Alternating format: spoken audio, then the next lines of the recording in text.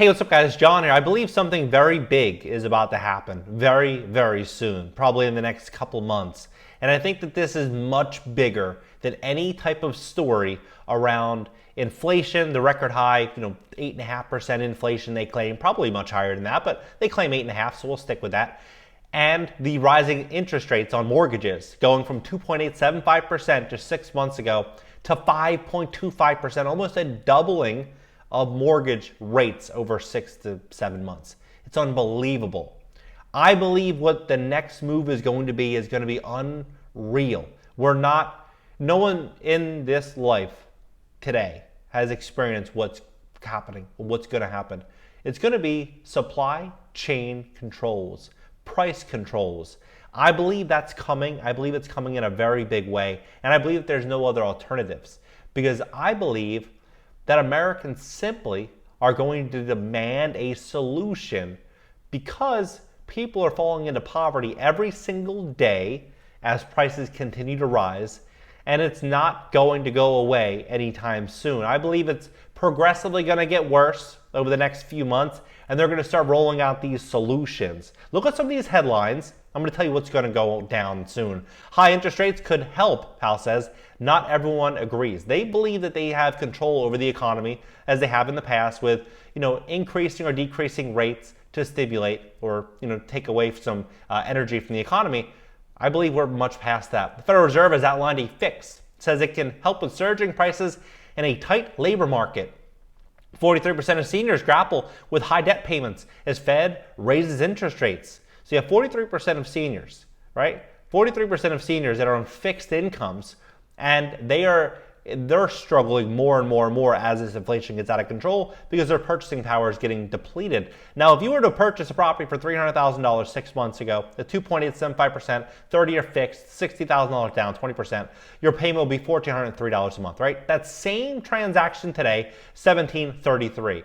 So you'd pay an extra $330 a month. However, if you go to the grocery store and you go out shopping day to day, you're paying probably another $300 to $400 per month simply just with inflation. So the typical homeowner going out today versus going out in the past, they're going to be looking at affordability differently. They're going to be looking at it differently. Unless we see a major pullback in the housing market, we're going to see a very big problem with people being able to buy their first home. And with homeowners insurance continuing to rise, homeowners insurance costs are rising likely due to inflation, supply chain disruptions, and increased costs for materials and labor. Now 2/3 of Americans experiencing financial anxiety. 2/3 of Americans, right? 2/3 of Americans. That is a massive sum. And who's to blame for the high gas prices? Democratic lawmakers point the finger at oil companies. Now, what we have to pay attention to is a trend in conversation and a blame game situation that generally occurs because people don't like to take responsibility. So what do? They push the responsibility on someone else, and then they offer a solution as coming in, as the hero.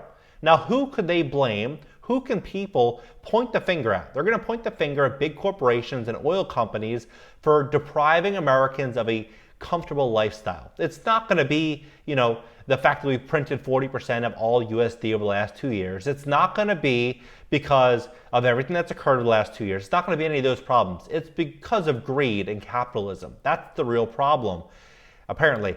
As consumers fume over skyrocketing prices for gasoline and other commodities, congressional Democrats on Wednesday called executives from big oil companies on the carpet to explain why they appear to be making unseemingly fat profits in the face of international crisis.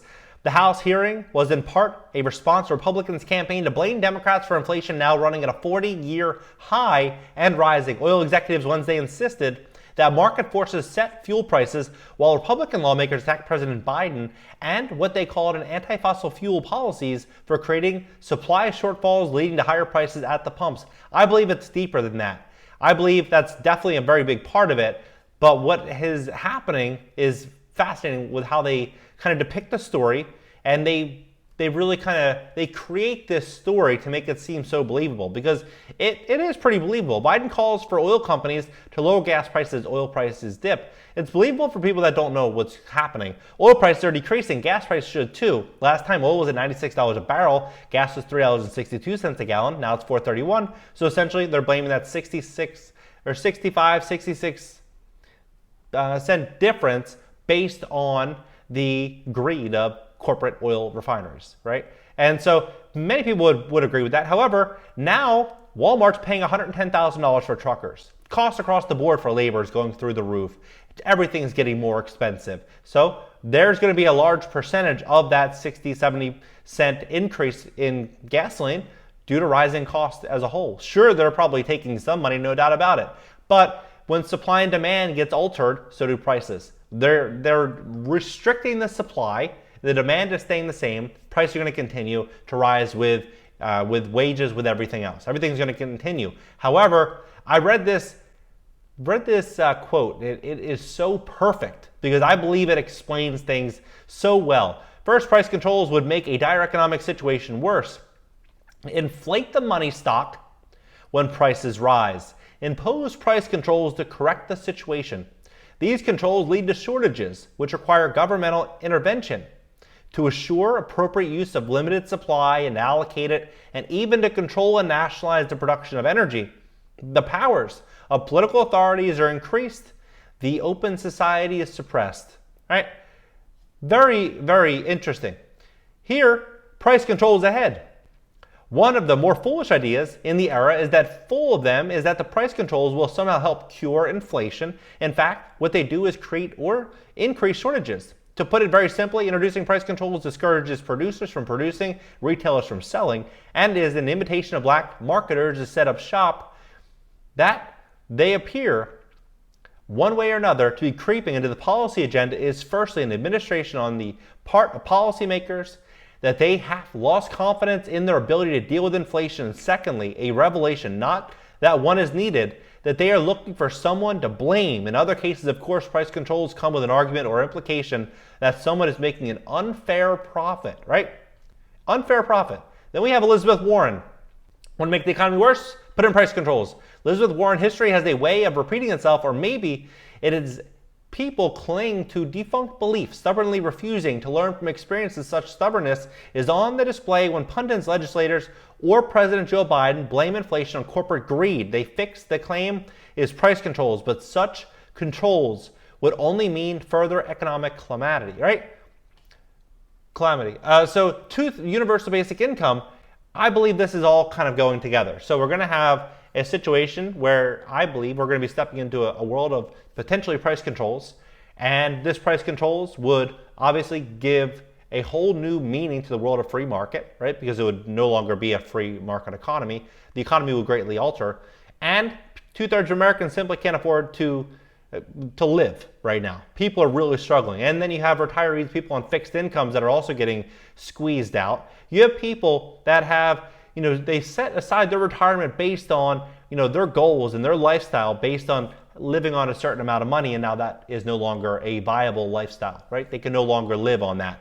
Now we look at all of these new headlines, these new articles that just came out the last 24 hours on a universal basic income. We've even heard of them talking about a $400 monthly gas stipend to help people afford, gasoline and other rising costs. But 21 hours, 2,000 artists will receive $355 a week, right? That's in Ireland.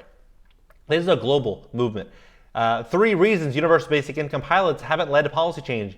Universal basic income program, who qualifies for California's UBI program? Universal basic income, 125 Detroit families. UBI, 15 hours ago.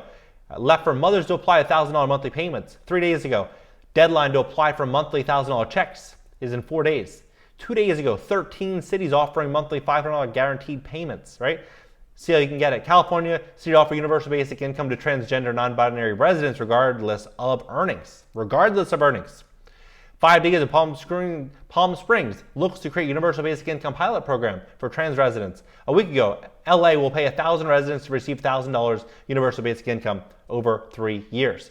So this also is going to continue to have a big play on the economy. Big changes are coming. It's interesting to me when I have other conversations with people in real estate and business, like entrepreneurs, people that are very forward thinking. They've had very, very good insight over the last few years. They've made a lot of money. People think that things are just going to continue. I don't see how this continues long term.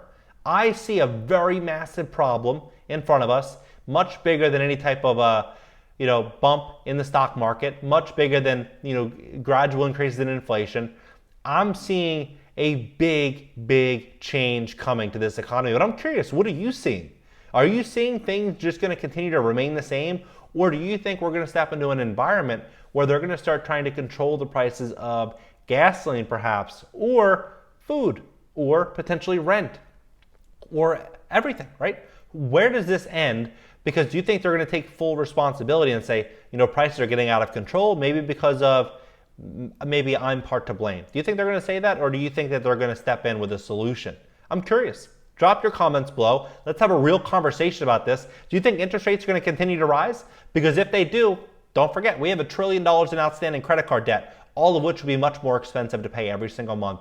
Auto loans, all personal debts, and Joe Biden just extended the student loan payments. We have $1.6 trillion in outstanding student loan debt, right? Most of which, those careers are, they're not, a lot of them that were going to school, they were going to graduate $50,000, $60,000, $70,000, $80,000 a year. What is the purchasing power of $70,000 a year from now, or 2 years from now? You most likely won't be able to live in any type of city in America, right? You're going to need to make $150,000 a year to probably live a decent life. And most college grads are going to look and say, hey, I have all this outstanding debt, and my career option is no longer viable.